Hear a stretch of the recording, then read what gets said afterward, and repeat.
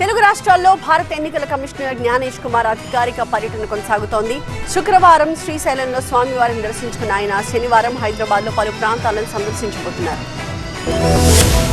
తెలుగు రాష్ట్రాల్లో సీఈసీ జ్ఞానేశ్వర్ కుమార్ 3 రోజుల పర్యటన కొనసాగుతుంది. పర్యటనలో భాగంగా శుక్రవారం శ్రీశైలం భ్రమరాంబ మల్లికార్జున స్వామి అమ్మవార్లను కుటుంబ సమేతంగా దర్శించుకున్నారు. ఆలయం రాజగోపురం వద్ద జ్ఞానేష్ కుమార్ కు స్వాగతం పలికారు ఈవో శ్రీనివాసరావు అర్చకులు.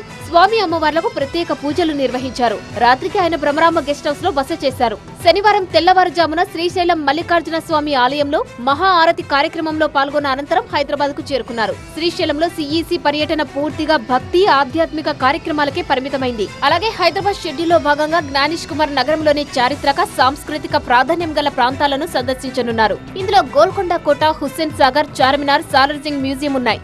ఆదివారం ఎన్నికల నిర్వహణలో కీలకమైన తెలంగాణ రాష్ట్ర బూత్ లెవెల్ అధికారులతో రవీంద్ర భారతి ఆడిటోరియంలో సమావేశం నిర్వహించనున్నారు. ఈ సమావేశంలో ఎన్నికల ప్రక్రియను మరింత పటిష్టంగా అమలు చేయడంపై దిశానిర్దేశం చేయనున్నారు. ఓటర్ జాబితాల కరెక్షన్, ఫీల్డ్ స్థాయిలో ఎదురయ్యే సవాళ్లు, సాంకేతిక పరిష్కారాల వినియోగం వంటి అంశాలపై చర్చ జరుగుతుందని అధికారులు తెలిపారు.